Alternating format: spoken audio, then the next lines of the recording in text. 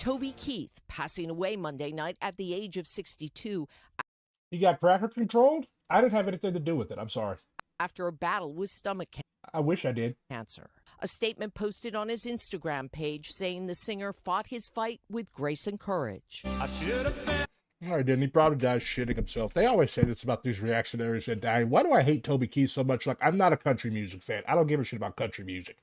But, like, well, certain country artists I fuck with. I mean, every black person fucks with Johnny Cash, I think.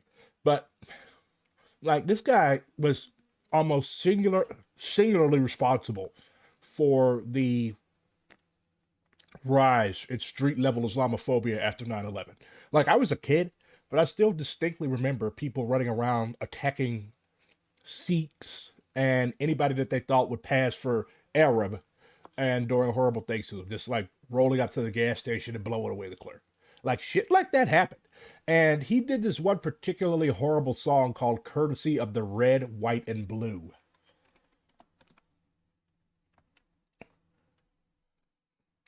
Let's just pop in and look at some lyrics. My daddy served in the army where he lost his right eye, but he flew a flag out of the yard till the day that he died. He wanted my mother, my brother, my sister, and me to grow up and live happy in the land of the free. Hey, Uncle Sam, put your name at the top of his list. And the Statue of Liberty started shaking her fist. And the eagle will fly, and it's gonna be hell when you hear Mother Freedom start ringing her bell. And it'll feel like the whole wide world is raining down on you. Brought to you courtesy of the red, white, and blue. Oh, justice will be served and the battle will rage. This big dog will fight when you rattle his cage. And you'll be sorry that you messed with the US of A, because we'll put a boot in your ass. It's the American way. This was an anthem for like at least 2 generations of reactionaries and jingos and xenophobes and fascists. Courtesy of the red, white, and blue, the angry Americans. So am I particularly upset that this guy died? No. Like, I'm not a Christian, okay? I'm not one of those, oh, it's bad to speak ill of the dead. No, this guy was a fuck. Keith, a former oil derrick worker from Oklahoma, first topped the country charts in the 1990s with hits like Should Have Been a Cowboy and How Do You... Who is Toby Keith? I don't know Toby Keith. We're talking about Toby Keith. If you don't know who he is, believe me, you're better off for it. Like Me Now. How do you like me now? Also, I titled the stream Apple Butter and Root Beer because I'm eating a bagel absolutely drenched in apple butter with a big honking slice of cheddar cheese in between. And yesterday at work, I drank 2/3 of a 2 liter of root beer. I would not recommend it. Later, he got the world's attention with his smash, courtesy of the red, white, and blue. Like, they were literally blasting this as they murdered tens of thousands of children in Iraq.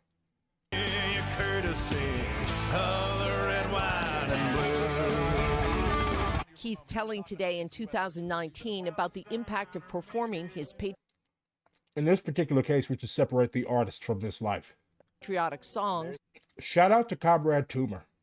on USO tours. Every one of them is important and made so many friends. And he continued with hit after hit, getting a new audience with Red Solo Cup in 2011. Red Solo Cup, I fill you up, let's have a party. And performing at former President Trump's inauguration. An unstoppable force in country music, Keith has over 5,000 songs in his catalog, 42 top 10 country hits, and All of which are objective garbage. has sold more than 40 million What kind of root beer? Mug. albums. He stopped by today, Made in America. speaking about the legacy he wants in 2010. The longevity is the last goal I have, just staying around. I really admire Willie and Merle and those guys that have been around. Those guys would hate you. When Chairman Mao put your name at the top of his list and determine your guts about the size of a fist. The vibes in Washington are not good. I thought he was going to say the vibes in Washington are immaculate. Republicans and Democrats both raising serious concerns about the $118 billion national security package, to the point where the bill's future is in serious doubt. And this bill does not meet the criteria, and that's why it's dead on arrival. For Republicans like House Whip... Every time I see stupid shit like this, like, how are these people qualified to rule us? Like, shit, I guarantee you, you could take you dumb motherfuckers from chat. I'm joking, I'm being facetious. You all are very intelligent people.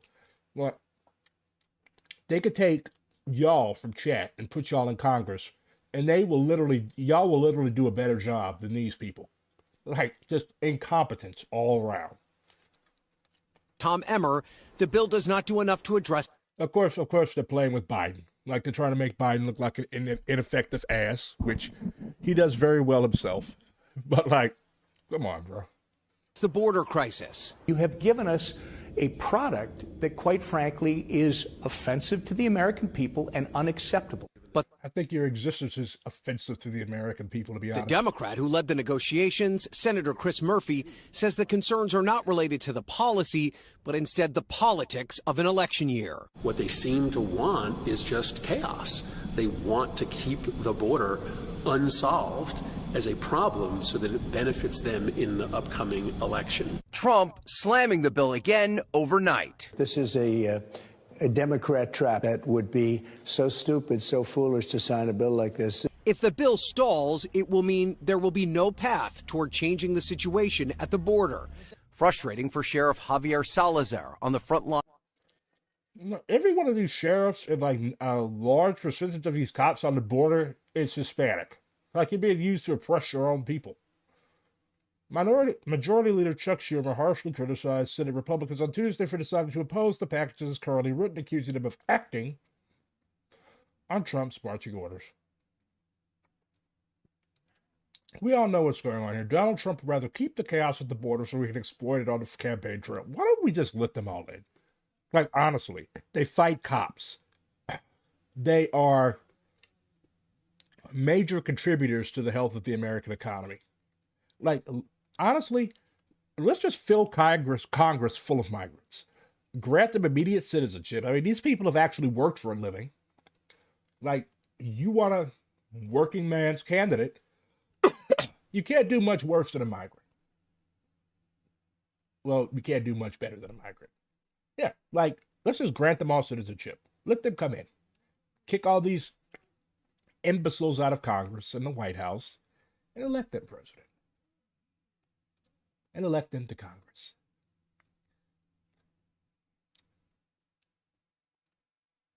In Bexar County, Texas. He's begging for something to get done. To us, it's not a red and blue issue. It's about the gold in our badges. This is a Latino dude, yet he sounds like a fucking hillbilly. A growing problem, part of the reason Republican Senator James Langford took the lead in negotiating a fix and is warning his colleagues about the consequences of doing nothing. It's a national security crisis, and we should... This dude definitely has same-sex leaning urges. Treat it that way. And while the House has called the bill dead on arrival, they are pushing forward with the effort to impeach Homeland Security Secretary Alejandro Mayorkas. 8 yeas. Oh shit, I thought that was Fetterman. 4 nays. And the ayes have it. How you confuse Fetterman with Mayorkas? The Rules Committee sending the articles of impeachment to the floor for a full vote today. And the vote to impeach Mayorkas is no guarantee. Republicans can only afford to lose 2. It actually failed. Votes after Ken Buck of Colorado said that he plans to vote no. Mayorkas has called the impeachment push a political stunt. Savannah. Which it is. Okay, Ryan Noble's on the Hill for us. Thanks, Ryan. Hey, thanks for watching. Don't miss the Today Show every weekday at 11. Whenever you want a good fit, you always have to look to the black news anchor. This guy, you know this guy's Palestinian? Yeah, the fascist dictator of El Salvador is Palestinian. Is the most popular president in the Americas. Nayib Bukele just won the presidential elections in El Salvador this weekend with a massive 87% of the vote. In second place was the... Yeah, I heard about it. It happened in Florida. Leftist FMLN with just 4.6%. So why is he so popular? Well, he's managed to reduce the homicide rate by over 70%. Surely that's an outstanding achievement. Of course, but let's look at how he did it. He's arrested white people. White people who live under the joint dictatorship of oppressed nations will get more than their taste of farm labor. 75,000 people accused of being gang members, with human rights groups saying that many of them This guy is basically the Rodrigo Duterte of Latin America. Are entirely innocent. And all the trials are fast-tracked because of the never-ending state of emergency, meaning no due process. Absurdly, many don't even get individual trials anymore. If you're suspected of being in a gang, then you can face a collective trial together with everyone else in the gang. Lawyers have to present a defense for up to 500 people in one go, without distinction for who could be innocent or guilty within that group. One of the criteria that will land you in jail in... How did a Palestinian become president of El Salvador? His ancestors moved from Palestine to El Salvador, and he was born in El Salvador, and he ran for president. horrendous conditions is merely having a tattoo. That's right, having a tattoo will land you in prison even if you aren't accused of any other crime. This Colombian fan of Bukele discovered this. He wanted to visit this supposed paradise, but upon arrival, he was jailed for 3 months just for having a chest tattoo. No other charges. Also, if El Salvador was so great, why are people still migrating out of the country at record rates? In fact, more Salvadorians are being intercepted at the US border now than in 2019, when Bukele assumed office. It's easy to see why. During his rule, the number of people living in poverty increased from 22 to 27%, and extreme poverty from 5.6 to 8.7%. The estimated cost of a monthly food shop is around $250 per month, with the minimum wage oscillating between $250 So you spend your entire fucking paycheck on food every month. to $350 per month. He's cut the social programs for the poorest, and under the FMLN, there used to be social security for the It's pretty easy when your family's rich, bro. elderly, mothers, subsidies for small farmers, and more. That's all been cut or abolished altogether. And those who protest against this are locked up, especially union leaders. May Day marchers were even labelled as pro-gang as a pretext to repress What the fuck? workers. You can't put a country under martial law forever. At some point, you have to tackle the root causes of crime, or it's going to come back. Celebrations in the Salvadoran capital. Supporters of Nayib Bukele cheering on a victory that will give the controversial president a second term. Before him, we didn't have hope, but today we have it, and that means a lot. One thing about Latin America, the whiter a crowd is, the more reactionary its politics are. Appearing before a crowd of thousands, Bukele called the election historic. Now, in the next 5 years, just wait and see what we're going to do, because we're going Throw the entire country's population in prison? to continue doing the impossible and showing the world the example of El Salvador. Nayib Bukele largely owes his support to his administration's hardline policy to rid the country of gangs like MS-13 and the 18th Street Gang, which have caused chaos in El Salvador for the last 30 years. Those You know, these gangs, like, actually are not organic to El Salvador. They're actually from the United States. Yeah, they were founded by people in diaspora who came back to El Salvador. So that's one thing the United States is good at, exporting gangs.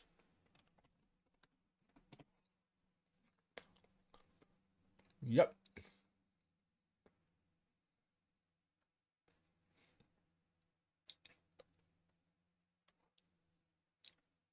But, yeah. You also have to consider that, like, pseudo gangs, like literally created gangs, are a thing. So. successful in dealing with criminal gangs, critics say the suspension of civil liberties, a consolidation of power, along with an unconstitutional bid for re-election, have made Bukele a democratically elected dictator. He has everything, you know, all the power. That's a word I never thought I'd hear, a democratically elected dictator. There are no controls, there's no independence of powers. So that's what we're seeing today, an unconstitutional president that won.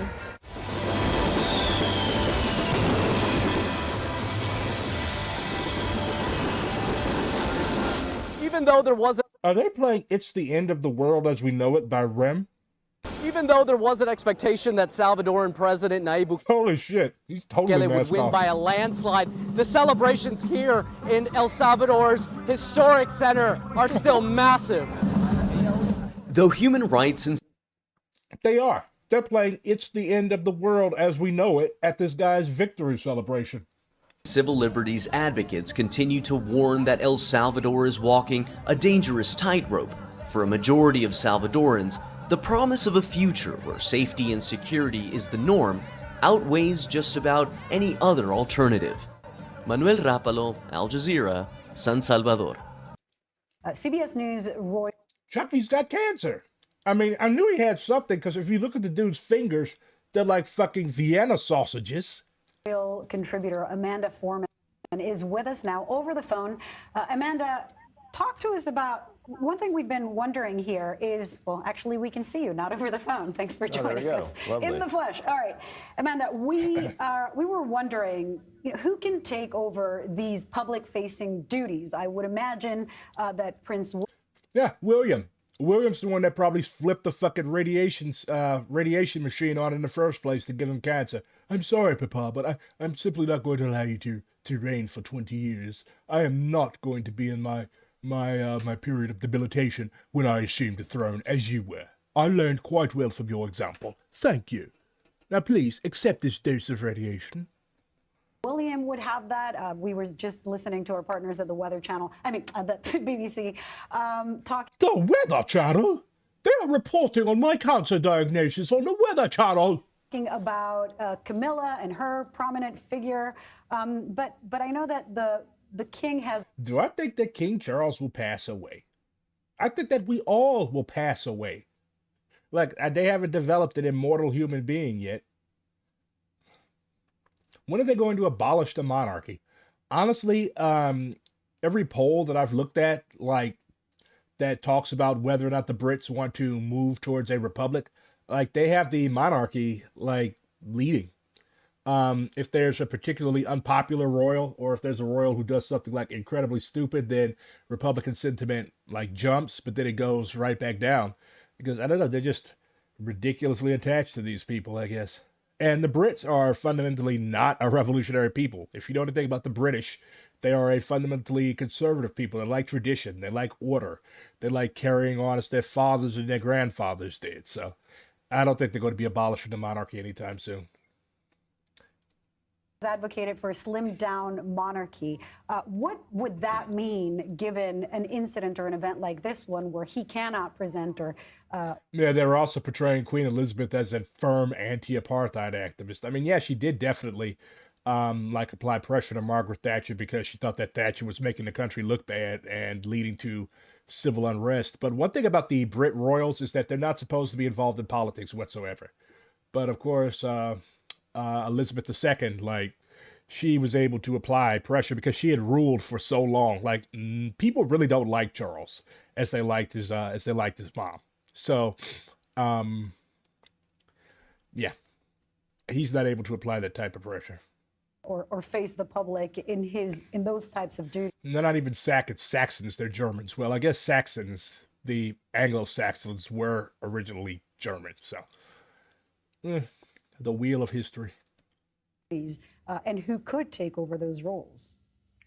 Well, this is exactly what Princess Anne, the Princess Royal, had feared. It was one of the things that she said very openly a couple of years ago, that she disagreed with the idea of a slimmed-down monarchy because one never knew when there might be a catastrophic event that prevented not just one, but several royals from doing their job. And unfortunately, her words proved to be prophetic. The slimmed-down monarchy that when Prince Charles was... she's opposed to a slimmed-down monarchy because she wants, like, money and the public purse to continue to be open for them. And if they, like, kick a few people off the civil list, or whatever they call it, the list that enables them to basically gorge themselves at public expense, then, you know, they don't want to... They want austerity measures imposed on everybody but them. Honestly, who cares? I hope he ends up in a box soon. Chucky's in a box, yeah, Chucky's in a box. Mr. Speaker, pursuant to Clause 2A.1 of Rule 9, I seek recognition. I'm so sick of this woman. To give notice of my intent to raise. Look at her. It's just a frumpy fucking bleach blonde. It's a question of the privileges of the House. The form of the resolution is as follows. Recognized.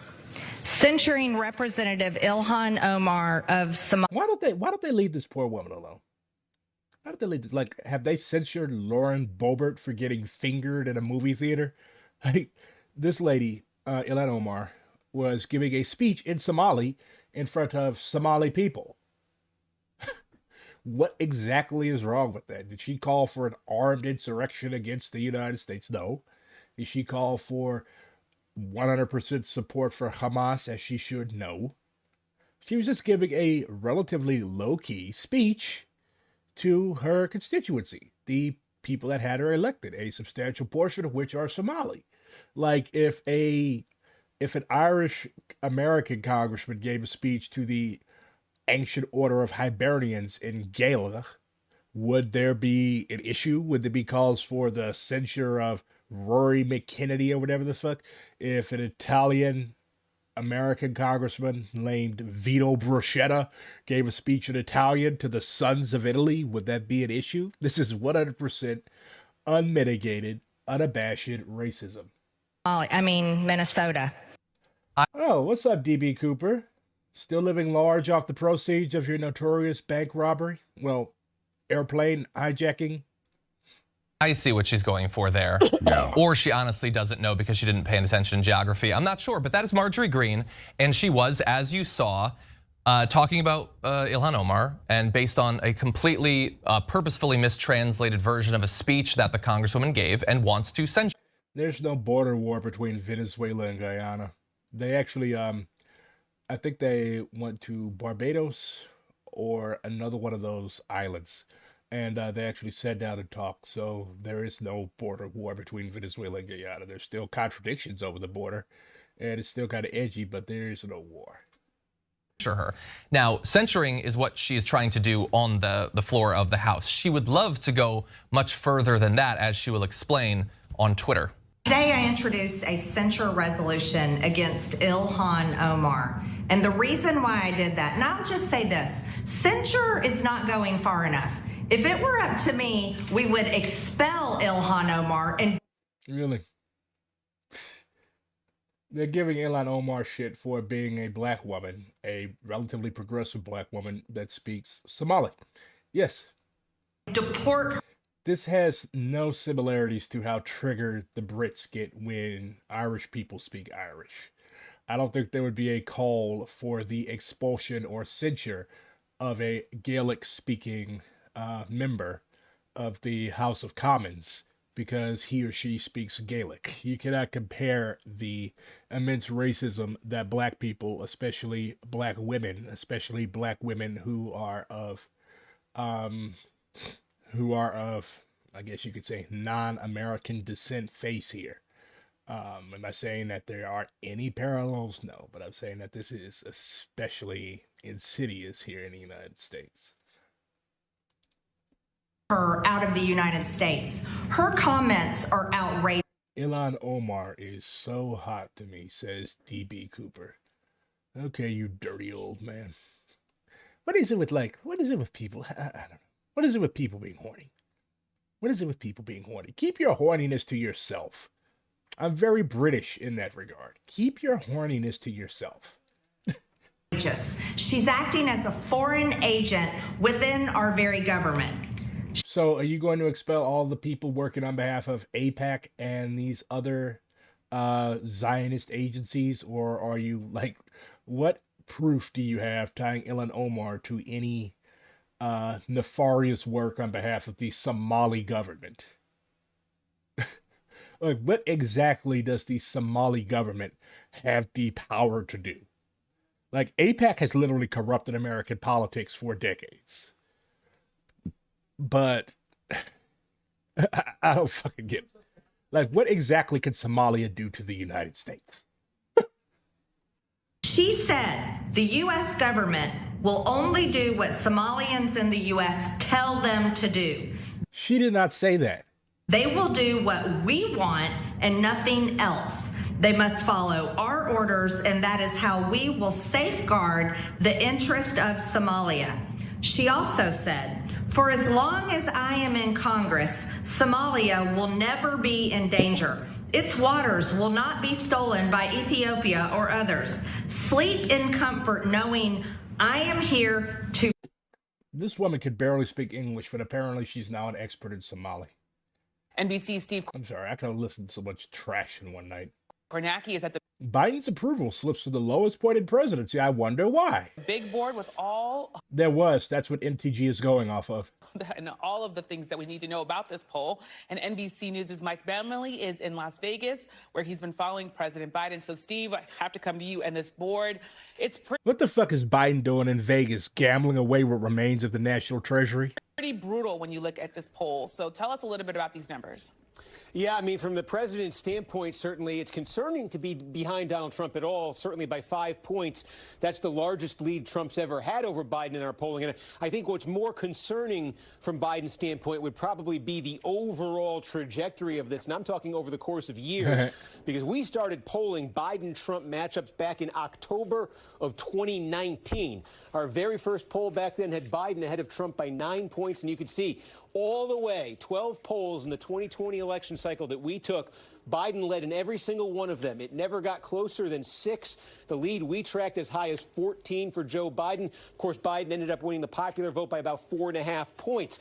That was 2019. That was 2020. Now, this is our fourth poll. The nerve to kink shame after publicly posting wanting to give George Santos back shots.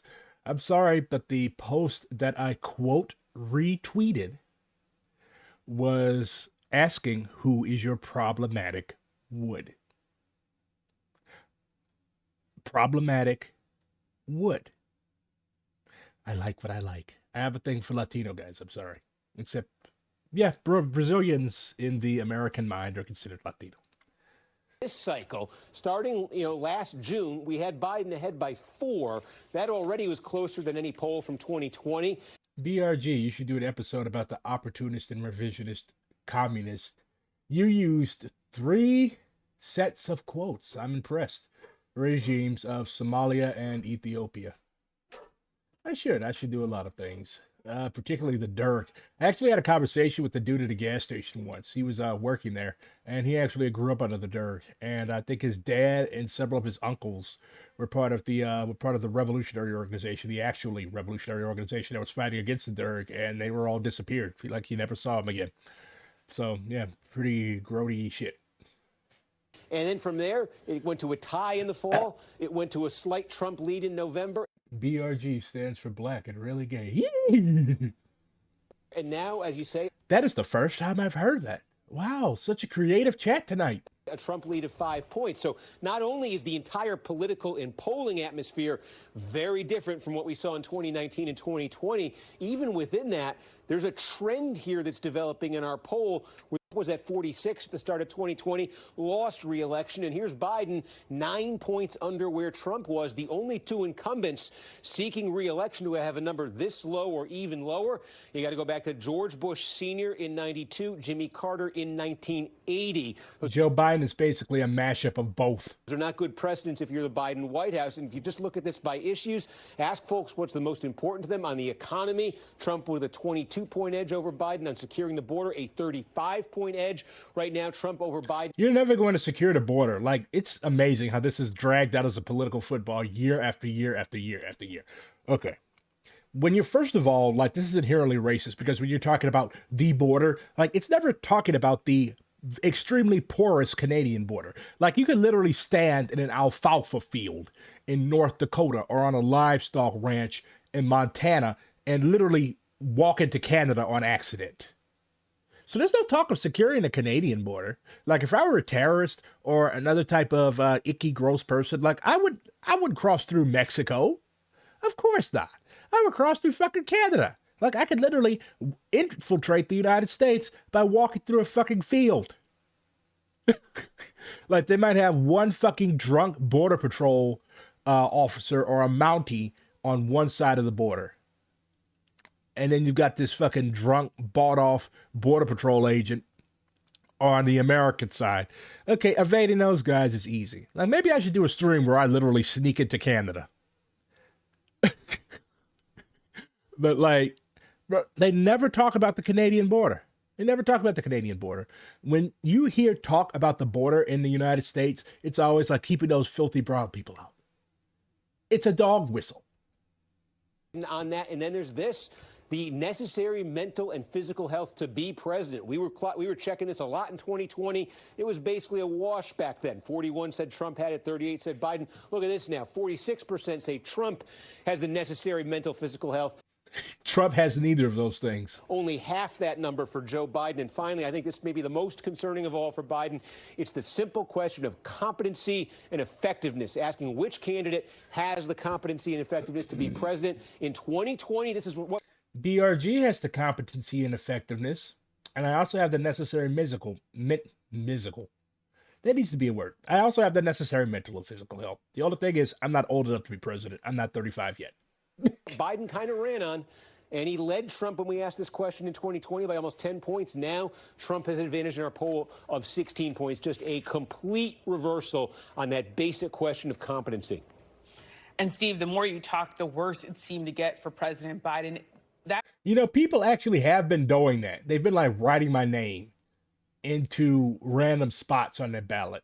I'm like, if I actually end up winning something because of you, I'm going to find you. I'm going to put my foot all the way up your ass.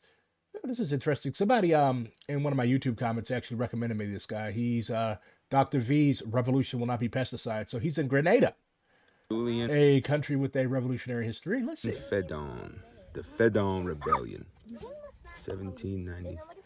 See what? See. Are you recording? Yeah, man. Did I see Biden talking about meeting the dead French president? Yeah, Francois Mitterrand. Yeah. The guy died in like 95 or 96. Recording my face. This is from my YouTube history. Oh, look at the little kids. Hi. YouTube history. But just think about it. Children fell down.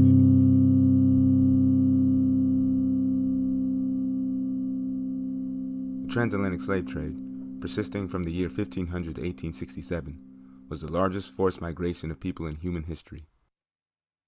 Historians modestly estimate that 12.5 million Africans were ripped from their homes and dispersed throughout the Americas between that time frame. However, though the transatlantic slave trade lasted from the 16th into the 19th century, with the intensifying greed and opportunities of European and African merchants alike, the slave trade expanded like never before in the late 18th century.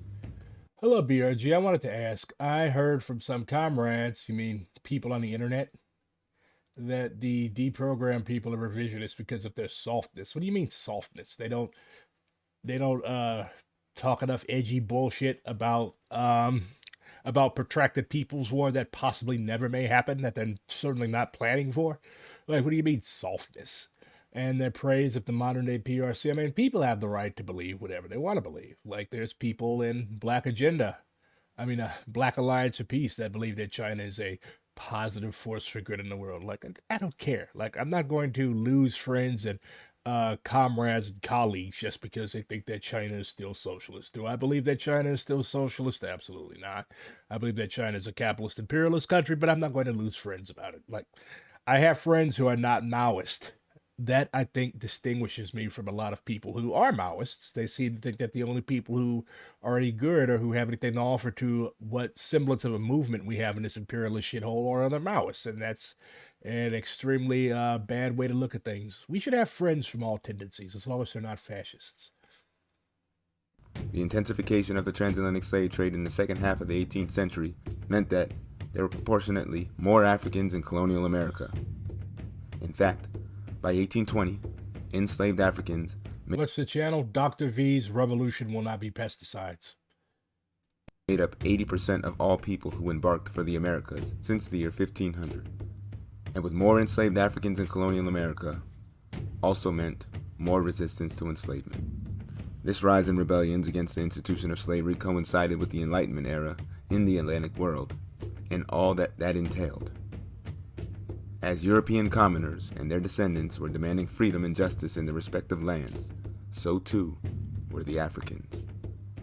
By the 1790s, these two worlds would collide, the world of the European Enlightenment and the world of slave resistance in the form of rebellion and revolution. In 1789, the French Revolution sparked turmoil throughout the French, Spanish, and British Caribbean. Enslaved populations throughout the various islands took advantage of the chaos to seek freedom for themselves.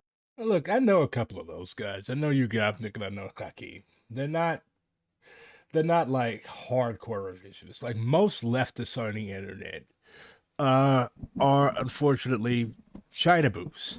And like arguing over whether or not China is socialist, like that's not like what exactly does that accomplish? Is that going to lead to a change in the policies of the Chinese government? Absolutely not. It's just going to end up with us like just at each other's throats. I like the deprogram guys. I have no issue with the deprogram guys. Like if they disagree with me on something, like that's them. I disagree with them on many things, but they're still cool people. Politics and command does not mean like end up with fights over shit that you really cannot impact. There was the Haitian Revolution, which began as a slave rebellion in the French sugar colony of Saint-Domingue and resulted in the first Black Republic and the second Euro-recognized independent country in the Americas by 1804. I always loved this picture. They named their country Haiti. However, in the 1790s, this revolution was just one of many rebellions that sprang up throughout the diaspora. The world of the slave traders was shook, and for good reason. In addition, I love this one too. To Haiti, one would find don't hang me. I love the black people. Why you hang me? I don't do nothing. Black rebellions in Martinique, Dominica, St. Lucia, Guadeloupe, Jamaica, St. Vincent, Curacao, and last but not least, Grenada. On the night between March 2nd and 3rd, a free person of color of mixed African and French descent from Grenville, Grenada, named Julien Fedon, liberated and armed his enslaved and began to wage war on the British that night, killing every Englishman that they came across. He's a lot harder than Toussaint. Toussaint was in the habit of sparing white people and even working with them. Granted, Haiti is about like 20 times the size of Grenada, so there were probably only like fucking 500 English people left on the island anyways. But yeah. And got the Starbucks like this without breaking eye contact with like the chains everywhere. No. And then she gave him the Starbucks saying, "Is there anything else?" And he was like, "No, get away from me, you freak!" And splashed her with the Starbucks and ran away. Let's go pet that goat. Because she was really. She was freaking. Get away from me, you freak! And splashed her in the face. She's like, yeah, she was bending backwards.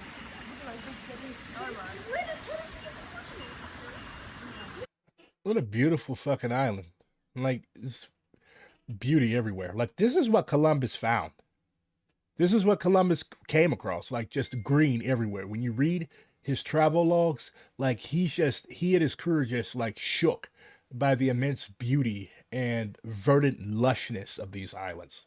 Of course, they helped destroy a substantial chunk of it, but yeah, you can still find beauty.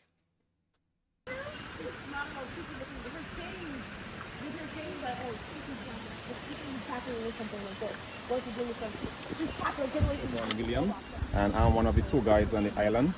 I'm the owner of Nature Lovers Tours. You can find us on Facebook, Instagram. We do hikes all over Grenada, all right, and also other Caribbean islands. Currently, I am not in my full hiking attire because I am leaving Grenada tomorrow to go and do hike in Dominica. So all of my ropes and so on, I can wear them today. I went to that hike in Dominica. Which one you went to? It was it was the one down towards the south. Mont Anglais, I think. Oh, yeah, Mont Anglais. Yeah. It's a mountain, right? Yeah. So I cannot come with much of my hiking attire because I can't have them getting wet and to put them back into the bags. You're gonna smell fun. Yeah. So thank you. Usually we don't do no hikes during the week. We only do hikes on Sundays because I'm a school teacher, and also too we do dentistry. Like we travel around the Caribbean giving free dental health care. So today was an exception. All right, we don't really do hikes during the week. Only on Sundays and when I'm on holidays. All right. So you do teeth removal? Huh? You do teeth removal? Yeah, we do. Everybody raise your hand. Who's ready for a teeth removal, teeth extraction? You want? That's a grown-up tooth. You don't want to take that one out. You want braces or something. Yeah. Okay, if you take this out, it's not going back. Yeah. You got your adult teeth. All right. So today we're going to Fedon's Camp. That's the second highest mountain on the island. It's 2,510 feet above sea level. So if you look to the back over there, that's where we're going to, right? But the mountain is more to the back of this one. So we're gonna be hiking on this ridge all the way go up to the mountains. Alright? It usually takes us about 2 hours to 2 hours and a half to get up, and coming back down about an hour and a half. Alright? But you're gonna be very muddy because of all the rain we got for the past couple days. So you're gonna fall a lot, slide and fall. That's part of the fun. Alright? So let's there. Yeah. Was on She's student then. Say it again? History student? Yeah. No, well I was. I'm a professor. According to his Yeah, I need to do shit like this. I need some fucking historian Michael Creighton, it was poisoning the minds of the enslaved population. Also throughout the year 1794, Julian Fedon, who was dissatisfied with the governorship of Ninian Home, which stripped away basic rights that the Catholic free people of color of French extraction enjoyed, planned an insurrection against what he perceived to be a tyrannical government. Anti-French laws living under the British colonial government, French revolutionary ideals, and African resistance to enslavement, combined, all contributed to the revolutionary spirit in the air that March of 1795. Victor Hugo, a French revolutionary organizing rebellions throughout the Caribbean, named Fedon commanding general of Grenada. This organized assault began with a simultaneous assault on Grenville on the east side and Guave, also known as Charlestown, on the opposite coast. In the first assault on Grenville, Fedon and his men killed 12 whites before withdrawing to Belvedere with arms and resources. On the opposite side of the island, Fedon's lieutenants rounded up several important figures before they had time to take flight. Also, Malcolm X's mom was from Grenada, but she was actually from a small island north, like a little bit north of Grenada. There's Kairaku and then there's Ladique. But that's where that's where his mom's from. So I like to bring that up and throw it in those ADOS weirdos' teeth. Like, his mom is literally descended from people who were not enslaved in the United States. So we're a mixed group of people, a mixed group of Africans from all over the diaspora and all over the continent. We should argue over which boats brought us here or where the boats stopped, because we all usually ended up coming into contact with each other. Fedon's revolutionaries had successfully cut off the capital from the countryside with the assistance of the French privateers. Governor Home, not realizing that Guave was taken by the revolutionaries, fell right into their trap. By March 4th, at 10 a.m., Julian Fedon wanted a truce, but was demanding the surrender of the island by the British by noon. The acting governor, Kenneth Mackenzie, rejected Fedon's demands and issued a proclamation promising amnesty to the revolutionaries who returned to their duties. Proclamation written by Governor Mackenzie in 1795 but authorized by King George III to put peace to the insurrection. Who were not guilty of murder. In addition, the acting governor offered a bounty for every insurgent taken dead or alive. Fedon threatened that if the Whereas the general insurrection which broke out in this our island of Grenada on the 3rd day of March last rendered it expedient to put our said island under martial law. The Brits love that. And whereas it is present expedient for the purpose of bringing to trial sundry prisoners who have been taken during the said insurrection, and also for diverse other causes, that martial law should forthwith cease and determine. We have thought fit by, and with the advice and consent of our president and members of our council of our said island, to publish this, our royal proclamation, hereby declaring that from and after the publication of these presents, martial law shall cease and determine, and shall be no longer enforced, but notwithstanding such determination of martial law, no ship or vessel shall or may depart from this island without an special permission in writing from our said president, commanding in chief, until our pleasure shall be further signified. Witness His Honor Keith Francis Mackenzie, Esquire, President of our Council and Commander-in-Chief of our said island of Grenada, blah, blah, blah, blah, blah, blah, blah. Typical Brit babble. British colonials made any attempt to approach his camp, he would kill all the prisoners, which included the governor Ninian Home and 43 other hostages. By April, after a failed attack by the British colonials, Fedon and his men executed 48 of the 51 prisoners at Fedon's camp. They understood the essence of cracker control, including the British colonial governor himself. Whoa, this thing is getting on my leg. All right, we're on the trail, heading towards Fedon's camp. Julian Fedon. Oh, wow. I wouldn't do a hike like this. It has to be snakes in that shit. I'm like morbidly afraid of snakes. I don't do snakes. I'm sorry. I will live vicariously through this, brother. I'm not at work. Yeah. I'm hoping, well, what I mean, I'm hoping Daddy, to can I finish have my water? by this. I love black YouTubers. Like we are like real. Like we don't like doctor our shit up. We don't put on a front. We don't put on a show. We don't try to be harder than anybody else. Like this dude, Dr. V, he's just hanging out in the fucking bush with some kids hiking up a mountain. Like purity. Like he's not putting on a show. He's not like, yo, we out here. Like that's not how we act. I love this. I love this channel. You're stepping on my foot. Bro, I haven't gotten wet ever since you started, so. How y'all feeling? Of them actively participated in the rebellion. However, I don't fuck with insects and spiders either. After a series of defeats by the overwhelmingly African insurgency, the British colonial government decided to defeat black rebels with black troops. The West India Regiment, a corps of very common African soldiers drafted straight off the boats directly from Africa, were utilized against the Black Revolutionary Wars in the Caribbean throughout the 1790s. But also, a group of loyal black rangers were drafted in Grenada specifically to bring an end to the Black Revolutionary movement. Some historians surmise that if it had not been for the British deciding, yeah, I stream mostly every night, to use black troops unless I fall asleep and forget, against the black revolutionaries, which is becoming more and more seldom. So yes, you all will be seeing more of me. The British could have easily lost the entire island, in the same way that Haiti was lost by the 3 European colonial powers that tried to take it. Where's my papa? That was a wild painting. Oh yeah. We did? Yeah. And then really. We're going the same way we came. No, we can just jump off the roof. Look at this. Unless you're willing to, unless you can fly. Site of Fedon's camp, 1795.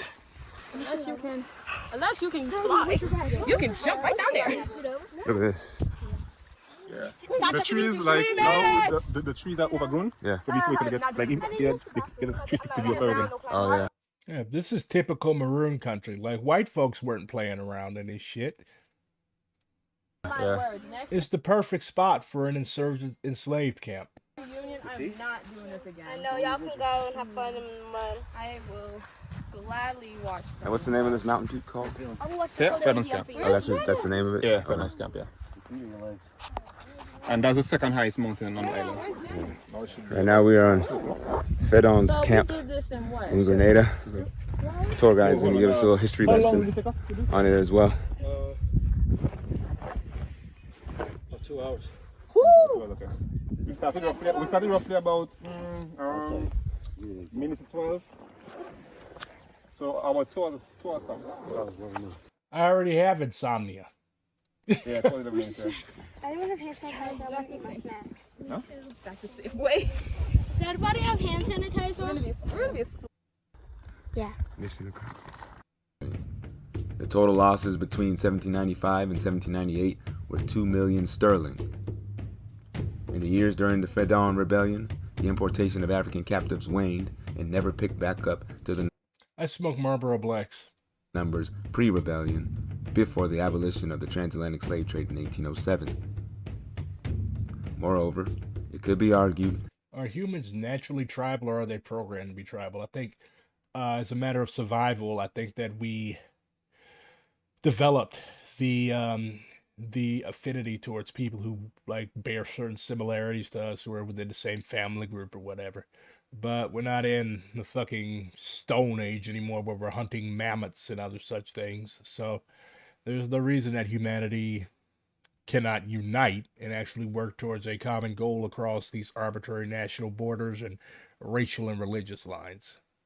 Anybody who like makes an appeal to tribalism nowadays is usually doing so for reactionary purposes. This does not mean that I have rejected black nationalism, but even black nationalism, like you have reactionary types and you have revolutionary types. So we should support the revolutionary types as opposed to reactionary types. I'm gonna watch more from this guy. This is dope. Just the bro being a dude chilling with some kids and his cousins on a fucking mountain where a couple hundred years ago, Africans made history. Evictions have tripled in New York City. Why? Let's see. Record rents, record homelessness, and now evictions have tripled. What the heck is happening to New York? Okay, this guy's face. He is just... I'm sorry, I can't stand this dude's face. He just looks like the most, infuriating, irritating motherfucker to ever have to deal with. New York City. Now a new emergency. Families on the street. Hundreds of tenants across the city continue to get notices saying they are behind on the rent. Half of New Yorkers can't make it. They can't afford it. How far behind are you on your rent? So you can't make it there? Maybe like 9 months. This blue line is the cost of living in all of Manhattan. Meanwhile, this family of 10 is now searching for a new home. You're at the mercy of the landlords.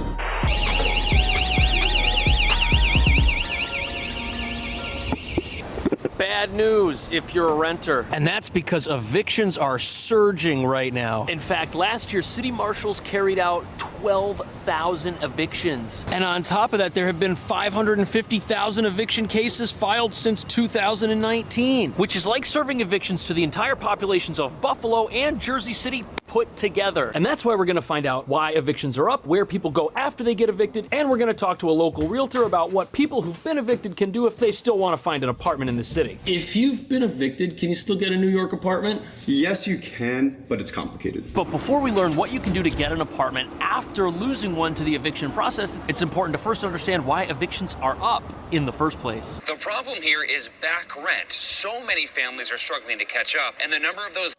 What makes you think that landlords are human or have any human tendencies whatsoever, especially in a place like New York? being evicted could rise to a level we I would turn all the big cities into nature parks. haven't seen And where are the people supposed to live, dumbass? in years. Back rent. That's the term used to describe what happens when you are behind on the rent payments that you owe every single month. So why don't you just cancel back rent? Like, there's a lot of shit that, like, a properly socialist... Like, this is why I keep saying we need a revolution. There is no solution to any of this shit under capitalism. What's going to happen is you're going to propose bills before the city council, that it's going to go through committees after committees after committees, and then it's going to eventually die, and then, in the meantime, people are getting evicted every day. Like, this is why we need a properly socialist revolution. Because when you have a properly socialist revolution, you don't have to go through all this bullshit. You could just collectivize, communize all of the multifamily units. You could cancel mortgages for single-family properties, and you can assign apartments as needed. You can assign apartments as needed. There is no, or there's nominal rent. There isn't, like, that's why evictions are going up. That's why evictions have tripled, because it's this anarchic process where, like the brother said at the beginning of the video, everybody's at the mercy of a fucking landlord. For example, if you've got a $2,000 apartment and you owe 3 months of back rent, that's $6,000 in back rent that you're going to owe. But at a time of rising inflation and job losses, many New Yorkers are struggling with the basics, which is why more and more folks are behind on their rent and why evictions are going up. New York City already has some of the highest rents in the entire country for some of the worst apartments you'll ever see. But if the rent's already pretty much unaffordable and now your groceries are up, your utilities are up. That is the ugliest fucking jacket I've seen. And I love LL Bean, but I just can't do that fucking orange. Your subway fares are up. If everything you do has also gone up, the only people who have the right to wear those jackets are people who routinely hunt or who live where people hunt and who routinely hang out in the woods, and they have to wear shit like that so they don't get shot on accident. Could afford might now be unaffordable. And there's this idea that if somebody gets evicted, they're not responsible, they're a bad person or something, but no, that's not the case at all. When you sign a lease, you sign for a year, and you make that decision based on what your estimated living expenses are. You know how much your food costs, you know how much your utilities typically are, but if those change during the course of your lease, or if something comes along to rock the boat, you could be in a really tough situation, and that's unfortunately happening to a lot of good people, especially when you consider that 63% of people cannot afford a $500 $100 emergency if it happens right now. And if your e-bike needs a new battery, that could cost $500. And if your bike gets stolen, you're looking at $1,500 to $2,000. And using this as an example, if something happens to this bike, now the person can't earn the money needed to fix it and repair it because it's gone. And since a lot of people live paycheck to paycheck, even owning a nice car like a BMW doesn't mean something can't come along and have you get behind on your rent. If you own a BMW, matter of fact, if you own any type of like late model car in New York, you're probably doing pretty well.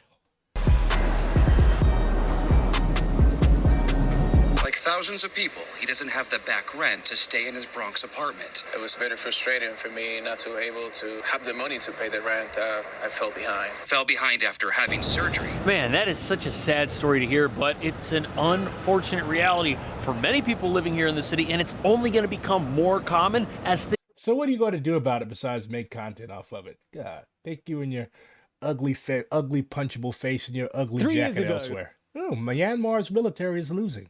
On February What's going on with the Tatmadaw? 1st, 2021, Myanmar's military overthrew the country's democratically elected government, ending a short-lived period of imperfect... Bruh, what is it? This is the exact type of white dude that I always end up fucking. democracy and plunging the Southeast Asian nation into full-scale civil war. Now, around the 3rd anniversary of the coup, the military regime is the weakest it's ever been, having lost swathes of territory to a number of disparate rebel groups, particularly since the new rebel offensive was launched in late October last year. Not long after that, with the military on the back foot, it warned that if it was unable to retain control of events in the country's peripheral regions, Myanmar would end up splitting into various parts. Oh, good old balkanization. That always solves things. So in this video, we're going to explore the possibility of the country breaking apart and other potential outcomes of the conflict. Ibrahim Traore is not a communist. Before we start, I don't think he's a horrible dude, but he's not a communist. I don't know why people think that like every African leader that is somewhat progressive and gets into conflict with the West has communist tendencies. if you haven't already, please consider subscribing and ringing the bell to stay in the loop and be notified when we release new videos. So, we're going to start by quickly taking a look at the background to the conflict. But if you want to know more about this subject in general, then we put out 2 videos on Myanmar a few months ago, which you should check out first. Anyway, for nearly all of Myanmar's history since independence in 1948, the Burmese military has been the dominant political force, ruling the country from 1962 until 2011, when it implemented a number of reforms as part of a transition to civilian rule. In 2015, the country held its first nationwide multi-party election in decades, which were won overwhelmingly by Aung San Suu Kyi's National League for Democracy, or NLD, who formed a new government. However, the military remained influential and retained significant control over policy areas like security and defense. So to solve shit like this, communists, like if you, of course, China's no longer communist, but they have this song, it's called The People's Liberation Army is Loyal to the Party. Like the PLA is technically like the armed wing of the Chinese Communist Party. And this is also why communists arm the masses. So you have to keep the military under political control, under civilian control, because if you don't do that, if the military is not subordinate to the party and the people, then what's going to happen in Myanmar is going to happen everywhere. You're going to have coup after coup after coup. Like the military should not be an independent force that's able to enforce its will on the rest of the population. Military dictatorship is not an ideal style of rule. So that's why every country that has made moves towards socialism has ensured that the military and all other armed bodies, the police, are under firm people's control. And we also have to ensure that the masses are armed. Of course, in the United States, this is really not going to be a problem. But like, you have to give the masses guns, and you have to have grassroots people's militia, so that in the off chance that the military does something untoward, the masses can be mobilized and called out to control and contain any potential coup or putsch or insurrection. That's how you deal with that as communist. The next election in November 2020 saw the NLD secure another sweeping victory. But on February 1st, 2021, a day before the newly elected parliament was due to meet, I literally remember like when this happened. This lady's here doing her aerobics class, and the fucking military is taking over the government behind her. The military overthrew the government. The coup spawned a widespread campaign of peaceful civil resistance, which was met with a violent crackdown. In the following weeks and months, a parallel government in exile called the National Unity Government, or NUG, was established by ousted lawmakers, activists, and representatives from a number of minority groups. The NUG then went on to form an armed wing called the People's Defense Force, with the goal of resisting the military and protecting their own supporters from military repression, which had escalated since the coup, with the situation spiraling into a full-on armed conflict. In September 2021, the NUG called a People's Defensive War against the ruling military, calling on all the citizens within the whole of Myanmar to revolt against the rule of the military terrorists in every corner of the country. But this nearly 3-year war against the military government is not just being waged by an ethnic group. Equally, if not more significant to the